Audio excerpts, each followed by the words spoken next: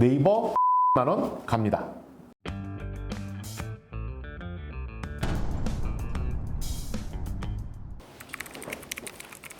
네, 오랜만에 뵙습니다. 오늘 소개해드릴 종목은 네이버입니다. 많은 분들께서 저한테 네이버 관련해서 어때요? 라고 물어보면 당연히 좋다라고 이야기를 말씀을 드리고 있습니다. 이 부분에 대해서 오늘은 왜 네이버가 앞으로 좋아질지에 대해서 짧고 구체적으로 한번 정리해보는 시간을 가져보겠습니다.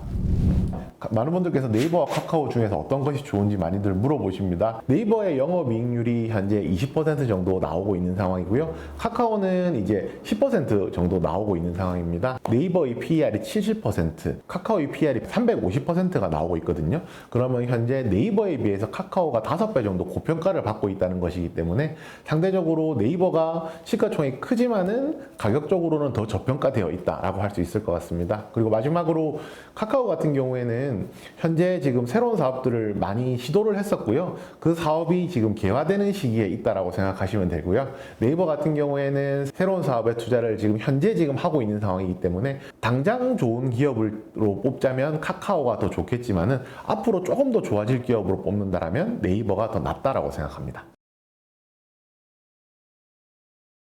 네이버 같은 경우에는 코로나19의 최수혜주 중에 하나라고 할 수가 있는데요. 언택트 시대에 맞춰서 굉장히 수혜를 많이 입었다라고 할 수가 있고요.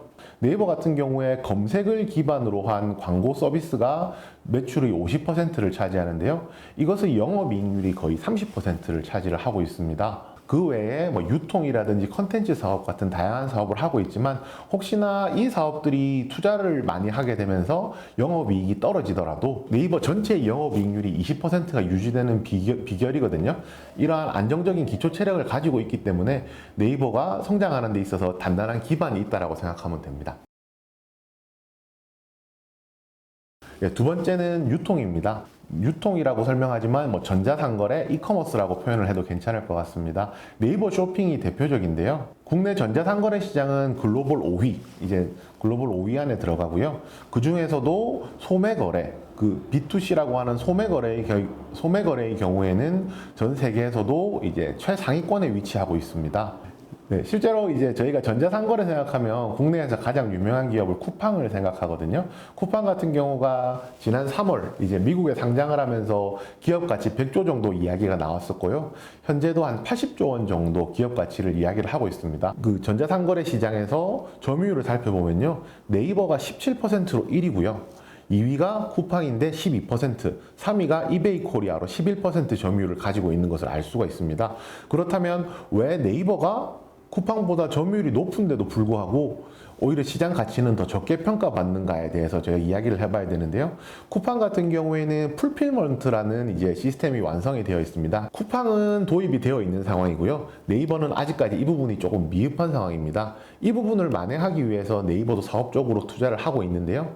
CJ 대한통운과 3천억의 지분 교환을 통해서 물류 시스템을 확보를 해놓은 상황이고요. 그 다음에 이마트, 그 다음에 신세계 그룹이죠. 신세계 인터내셔널과 2,500억 규모의 주식 지분 교환을 통해서 물류 창고와 재고를 확보를 해놓은 상황입니다. 그렇게 하면서 이것을 통해서 네이버 또한 풀필먼트로 가고 있는 과정이기 때문에 만약에 이것이 완성된다라고 하면은 당연히 쿠팡하고도 비등비등한 가치를 인정을 받아야 된다라고 생각을 하거든요. 네이버 전체의 기업 가치가 100조 정도 달할 것으로 예상을 하거든요. 그만큼 네이버 쇼핑의 앞으로 성장성이 굉장히 높은 편이고 앞으로 시간의 문제지 지금보다 훨씬 더 나아질 것이다. 이렇게 말씀드릴 수 있을 것 같습니다. 그러면 이베이가 지금 매각설이 있는데 네네. 그거에 대해서 네이버가 참가할 가능성이 있나요? 네, 그렇습니다. 결국에 이베이 코리아를 인수함으로써 이러한 완성된 풀필먼트 시스템을 네이버 쇼핑의 서비스에 활용을 함으로써 시너지를 만들어낼 수도 있고요. 두 개가 합쳐진다면 전자상거래 시장에 있어서 유통 공룡이 탄생을 하는 것이기 때문에 네이버가 참전할 가능성도 굉장히 높다라고 할 수 있습니다. 지금 약간 참전 의사를 밝힌 기업이 있나요?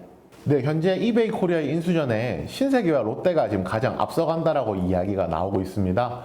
만약에 신세계가 인수를 한다라고 하면 네이버 같은 경우에 직접적으로 참전하지 않더라도 신세계가 2,500억 지분 교환을 통해서 사업을 교류하고 있는 상황이기 때문에 네이버 입장에서는 신세계에서 인수하는 쪽이 조금 더 유리한 그림으로 갈 수는 있을 것 같습니다. 네, 세 번째는 컨텐츠인데요. 첫 번째는 웹툰입니다. 네이버 웹툰은 이제 글로벌에서 이제 1위를 차지하고 있을 정도로 굉장히 높은 점유율을 차지하고 있는 상황입니다. 최근에 네이버가 웹소설에 관심을 가지고 있습니다. 글로벌 웹소설 이제 플랫폼 1위 업체 와패드를 인수를 했습니다. 웹툰, 웹소설, 이제 스낵컬처의 대표적인 내용들을 모두 컨텐츠를 확보를 했다라고 할 수가 있는데요. 와패드의 사용자가 9,400만 명, 그 다음에 네이버 웹툰의 사용자가 7,200만 명으로 총 1억 6,600만 명의 이용자를 확보했다는 것에 굉장히 큰 의미가 있고요. 결국은 플랫폼 싸움은 이용자가 얼마나 많으냐, 그 이용자의 데이터베이스를 활용해서 사업의 영역을 확장시킬 수 있기 때문에 그 관점에서 굉장히 큰 의미가 있다고 할 수가 있습니다. 네, 컨텐츠 관련한 두 번째 사업이 메타버스입니다. 네이버는 이제 제페토라는 메타버스 서비스를 현재 제공을 하고 있고요. 전 세계 이용자가 2억 명이고요. 이용자의 90%가 해외 이용자일 정도로 굉장히 글로벌한 이제 플랫폼이라고 할 수가 있는데요. 그 중에서도 10대를 칭하는 Z세대의 이용자가 전체 이용자의 90%를 차지하고 있습니다. 10대 이용자가 많다는 것은 어떤 의미냐면 이 10대 이용자들이 10대부터 이 플랫폼을 사용하게 되면 20대, 30대 나이가 들어가면서도 이 플랫폼을 계속 사용할 확률이 높기 때문에 굉장히 의미 있는 이제 고객층을 확보해 놓은 상황이라고 할 수가 있거든요. 네이버 제페토가 메타버스 게임 사업을 하반기부터 서비스를 시작하겠다는 이야기가 나왔습니다. 그 제페토 사용자들이 게임을 직접 만들어서 그 다른 사용자들하고 공유를 하는 서비스인데요. 미국의 대표적인 메타버스의 가장 선두에 있다라고 이야기하는 로블록스라는 기업이 로블록스 스튜디오라는 시스템을 통해서 게임을 만들고 게임을 사용자들하고 공유하는 서비스를 제공을 하고 있거든요. 이 서비스의 가치를 인정받아서 로블록스의 기업 가치 또한 굉장히 크게 평가를 받고 있기 때문에 앞으로 제페토의 성장 또한 그리고 네이버의 기업 가치 또한 크게 평가받을 수 있을 것으로 예상합니다.